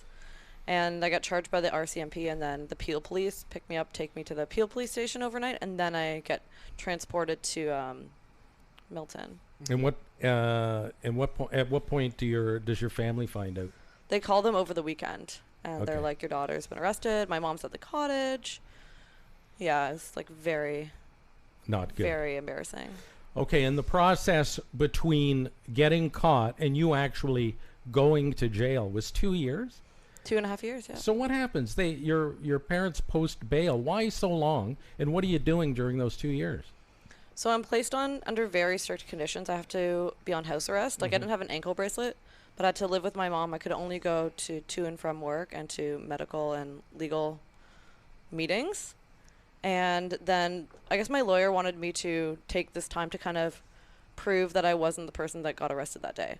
And I also believe that in myself. I was like, hey, listen, this happened, but I began to reflect on the rest of my life prior to that, and I was like, okay, I know I'm capable of coming back from this while apologizing to like the community and the people that I've hurt. But I think I can actually use it as a tool to make me stronger and sober, which I did. And yeah, so I got like reference letters. I did like alcohol and addictions programs. I built my business. So it was Well, good for you. And you Yeah. just told us you've been clean and sober yes, for how long? almost 2 years. Well, good for you. Yeah. And you've built a business called? Cons and Kernels.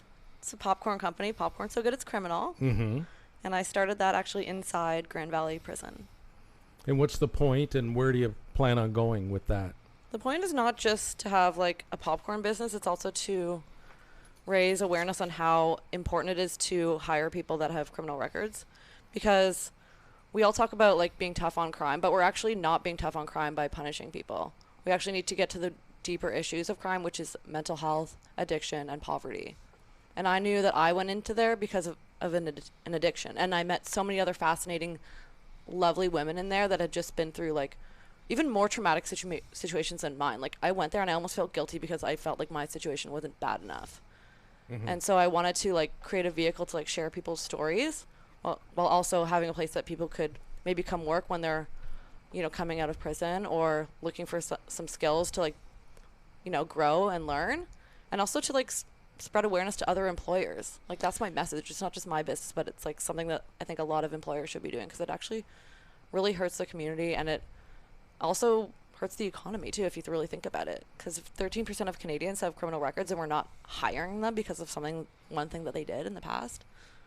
Like what do you think No, so they paid the debt to society, but I guess society feels that they've come out of prison, so you can't trust them because they've done something so wrong that put them there, right? So I guess that's that. How do you get over that fear of bringing somebody into the... Well, right, that's quite a mountain to climb, actually, because it's true. I mean, you running a business and it's important to you, and the person you're about to hire has that criminal record. I mean, ideally you want to go, you know what, I'm going to give you a second chance, but not a lot of people are willing to do that. I would imagine, is there statistics on that? I would imagine statistically it's not what we perceive it to be, right? Or there's jobs that are just like, okay, we're just going to hire you for like a month, but we don't want you full time. Like there's a lot of temp work and like minimum wage stuff. But I feel like there needs to be more opportunities for actual growth and career development. Well, you know, as long as you're doing this, I mean, that's a step forward. Proving it. Exactly. And if other people do the same thing, who knows? You can turn that around and give opportunity to people that are coming out of jail. Because, again, you know, on the surface I look and I think, geez, man, how could you be so stupid? I know. But again, you know, I've never been addicted to drugs, and I've never been, I don't want to say brainwashed, but coerced the way you were. I mean, you have to live it to really appreciate it. And I imagine there's a lot of women and a lot of vulnerable people that have done the same thing you did. And maybe they do deserve a second chance. Well, in fact, they do, because they're not really hardened criminals. They got sucked in. Anyway, that's a great story, Emily. Thanks for coming today. And before you leave, we want to present you with a lasagna. Oh. Well, I always eat in my car, so this is going to be great. This is going to last me all week. I don't think you can. Do you have a microwave in your car?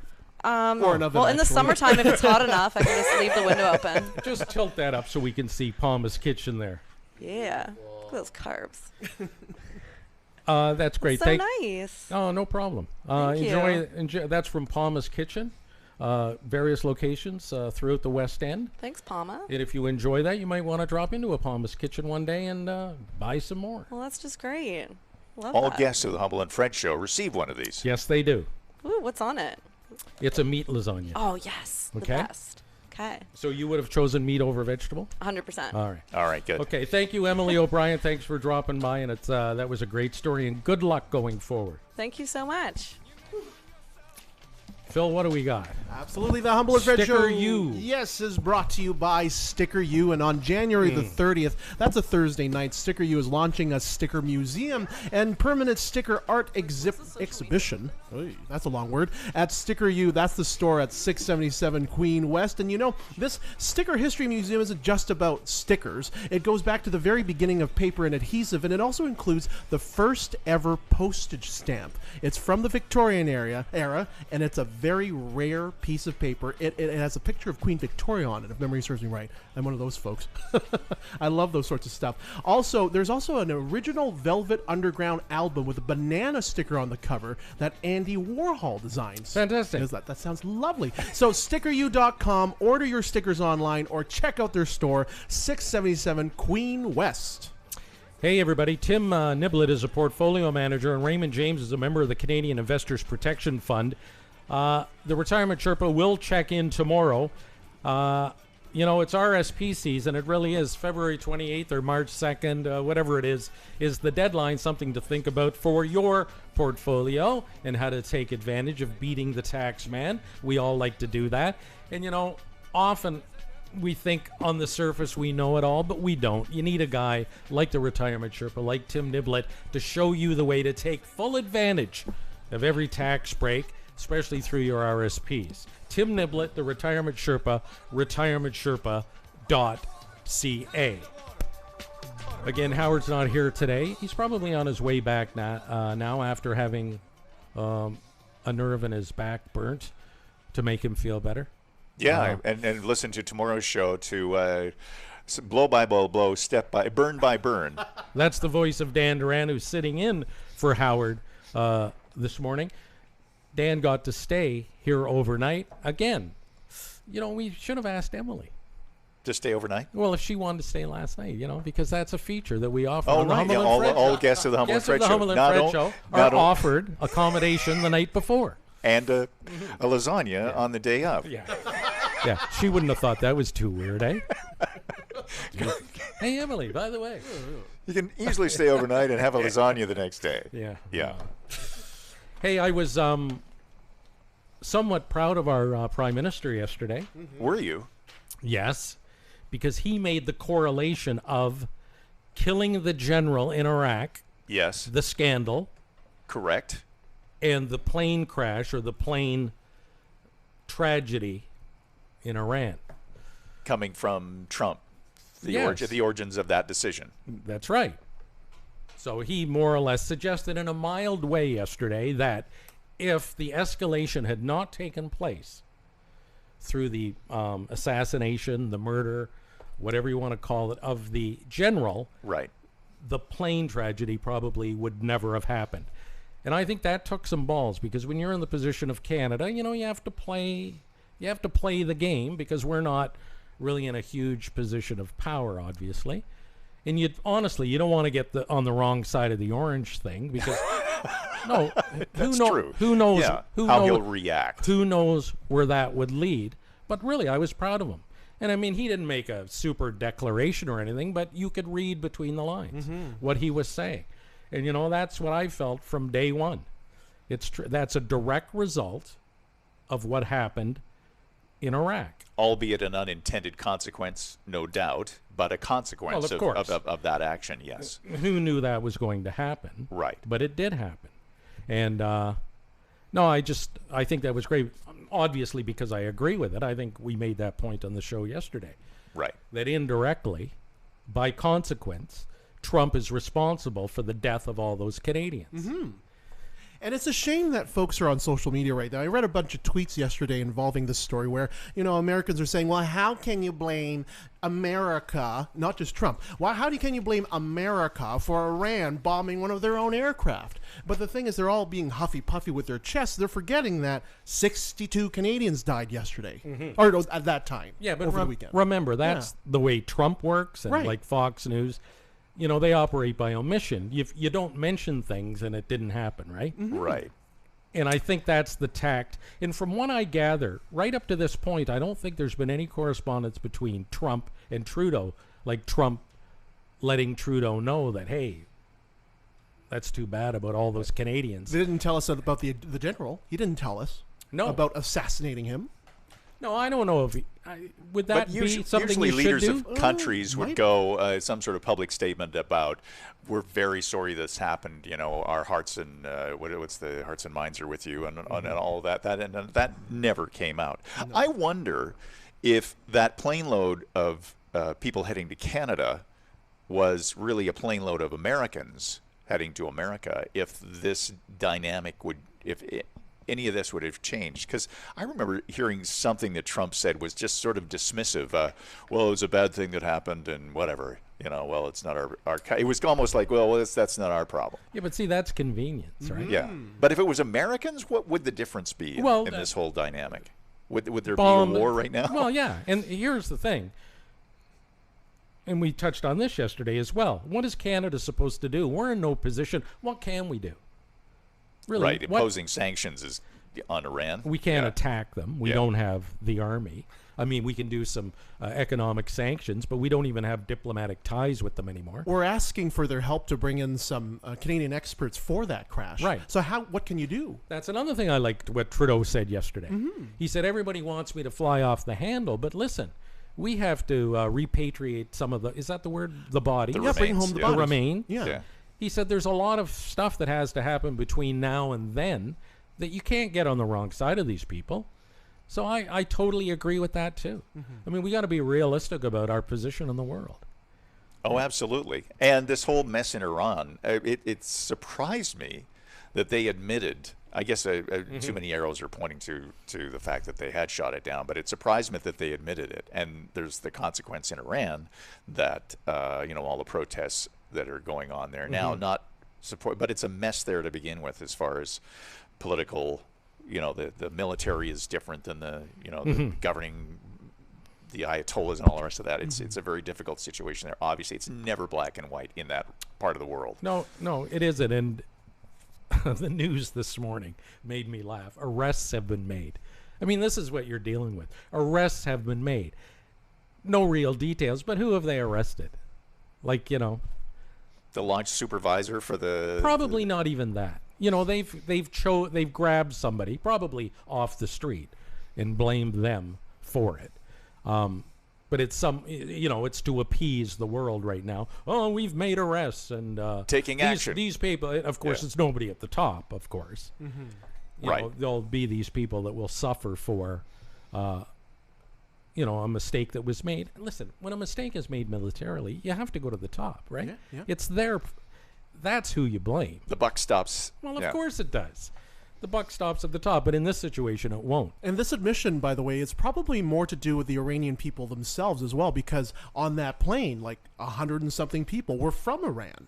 So there are signs around streets in Tehran that say, we are all in pain and sympathize. So in other words, they're all sorry for this too. So, I mean, there's no black and white in this. There's no right or wrong in this case. Now, I don't know from this end whether lawsuits can you file lawsuits? Like the Ukrainian airlines, it's not their fault. No. So then you go right to the government of Iran. Iran. Would you, yeah. But they did say that they were there was taking care of some of the victims, whatever that means. Well, yeah. Whatever that means, because apparently in civilized countries, in situations like that, the compensation is based on really speculation on what the people would have went through, how much pain and suffering and all that. And I heard this lost earnings and things. Well, no, and I heard this discussion last night. The time between the missile hitting the plane and people realizing they're going to die. Can you imagine that terror? Yeah, that terror. Yeah. All those things are taken into consideration. So, and. So how much is that all worth, I guess, is how the much question. Is that, and where do you begin, and who do you believe, and on and on and on. And how long will this take? Because, there was a great example that people mentioned involving an Iranian plane being shot down by America. And it took, the U.S. took them through the courts, all of them. And so it took something like 6 years before anyone got $1 of it. Anyone got compensation for it. And again, you don't know who to believe, and now Canadians have been invited over to inspect the crash site and the black boxes. But have you seen video from over there? It's all cleaned up, apparently, right? It's people. There's been people going through belongings and stuff. Really? Yeah, you grabbing stuff off the side of the road in Toronto here. Yeah. So there was a dishwasher. Really? No, really.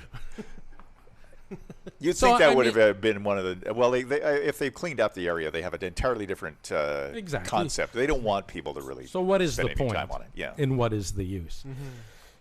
Further to the president, I will say this. There's extremes on both sides. I'm not a big fan of the prime minister, but when he does something I like, I'll acknowledge it. Unusual for a lot of people, because you have acknowledged things that for a man you do not think should be there. You do make some allowances for. Now this story I disagree with. Donald Trump last night's at the football game, the big national championship, and there's a shot of Vince Vaughn, the actor, going over, saying hello, shaking his hand, and then sitting down somewhere else. And what he's suffering today through social media, apparently it's unbelievable. He's being attacked. For shaking a hand? Even shaking the hand of the president. We got to which I totally disagree with. If Vince Vaughn wants to shake the hand of the president, I don't know you'd have to be in that position. Seriously, if Donald Trump was on the street and I had the opportunity to shake his hand, just to go up and look at him or be that close to whatever he is. Right. I might do it. I don't know. But you have to be in that position. But who knows? Maybe Vince Vaughn is somewhere in the middle. Maybe he leans to the right. Maybe he thinks what Donald Trump is doing, that's his prerogative. But isn't it funny in a country like the United States? Freedom, freedom, freedom of speech. Aren't we the most glorious nation on earth? That man's decision to shake the hand of the president has got him into like a social media quagmire this morning. It's just wrong. I agree with you. And I mean, whatever Ellen's sitting in the box of wasn't it something that Ellen was that with him or with no with wasn't it George Bush? Yeah. Oh right. Yeah, George W. Even that. Yeah. Our society has become so polarized on these issues. I mean, so you're not supposed to associate with the other side anymore. That doesn't make any sense. How are we ever going to find peace in the world if we continue off with these ridiculous judgments? It's like the teams that win championships. If you're going to the White House, if you decide not to go, super. That's your decision. And for whatever reason, you've decided not to go. But for those who decide they want to go, listen, if I won the Stanley Cup with the St. Louis Blues and I don't like Donald Trump, not necessarily not gonna go. You go for the experience of the White House, and a president is acknowledging it. President of the United States, it just happens to be Donald Trump in this ceremonial transaction, which is what it really is, right? But we're so polarized now, and everything is so over the top. And again, I don't know Vince Vaughn's political position. Like, I know John Voight loves Trump. So when I'm watching Ray Donovan, part of me's thinking, what a jerk. Yeah. This guy likes Trump, but he's very good on Ray Donovan. Probably the reason I watch the show. I'm not going to stop watching it because of John Voight's position on, you know what I mean? On and on and on and on. But I just thought that was very interesting. And this is just last night. Mm-hmm. And what Vince Vaughn blowing up so much. Yeah, it's crazy. Another story that's blowing up is the Royals. I've heard about the Royals. That's right. Yesterday, the Queen gave permission for Harry and Meghan to break away from the family and do it on their own. And I mean, there's so many aspects of this story that just fascinate me. Are you a Royal fan, Dan? I am not. No. Never have been. Do you think it should be abolished? I don't. You know what? I don't care that much about it. I mean, because I don't know. Do we pay for the Queen? Well, that's part of I'm this. Not even sure. No, we don't. As a country, we do not. Yeah, right. So, okay, I'm fine with that. Well, I don't really care. I mean, none of this. I mean, it's such an antique in our democracies that I don't even know why it's only a figurehead and it's a fascination for pop culture. Mm-hmm. So okay, we'll keep that going. It's it's something that it's like a tourist distraction for Britain. So I totally get why that couple wants to be out of the family, and that makes sense to me. I don't think we should have to pay for the security. That's another aspect of this, but it's not the major one. I think that he's getting out is the. Well, we'll start there. Okay. Apparently, if they move to Canada, and the plan is they would split their time between the UK and Canada. Right. Well, in Canada, it's almost our obligation to pay for security. Why? Right. It's tradition. Yeah. Is that it? So decorum. whenever the Queen visits, we bring our plane. She takes care of us. She goes to the hotel. We pay for that. Just part of it. Yeah, but these rules are different because those people don't move here. If they're moving here part-time, they should pay for that. And they want to. That's the thing. They want to. No, not necessarily the security. Oh, no. But Harry and Meghan are like, we're trying our best to be as independent as possible here. Okay, so that, number one, it should not cost Canadians for their security if they live here. Right. Is my opinion. Mm-hmm. Secondly, they're talking about financially how they survive. Like, apparently he's worth $40 million and she's worth $6 or $7 million. I think that's pretty good, don't you, for survival? I could survive on that. Like, it just blows my mind, the different categories. So he already has $40 million in the bank? I thought there was like, it was all some he's trust. He's worth about $40 million from what I read. But again, when you live a certain lifestyle, I guess you can plow through that pretty quick. Right. So he gets $1 million a year or something like that from. Don't know. His security is $2 million, if memory serves me right. $2 million US a year. So you have to have a bodyguard at all times because he's sixth in line to the throne. So we Right. might have to pay $1 million a year for him, and then something else for Meghan. Is he 6? Yeah, but Yep. Okay. Sixth. Okay. But my point is, they break away from the family. They're no longer on the. They're no longer feeding from the trough. I think it seems to me they would have enough money to make their way. Oh yes. Here's a question. Do you think that in Canada, with the way Canadians are, also keeping in mind how the tabloids are in Britain, do you think that it's going to be like a huge deal, like wherever the prince moves?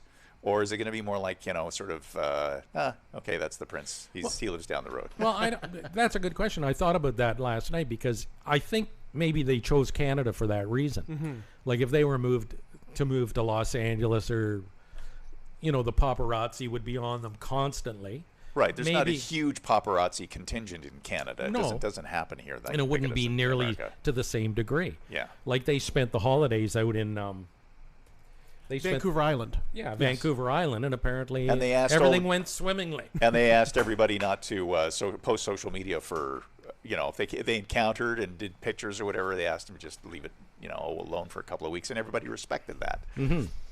But that's Canada. That's Canada. And I could see that's why they would be in a situation where if they're going to leave the UK, this is where they'd come. Thank you, Dan Duran, for being part of the Humble and Fred show today. It's been a joy. It was a pleasure working with you, and you really added to the broadcast. Oh, thank you. Howard will be back tomorrow, and we'll catch up on his treatment. His procedures. And we'll hear from you with the Dan Duran weather. Dan Duran weather. Humble and Fred show, Funny 820. Wait a minute.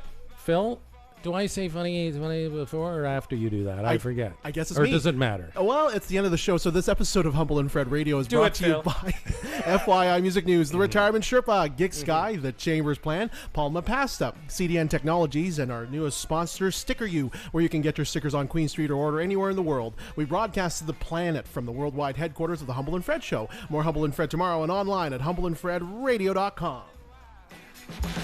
Running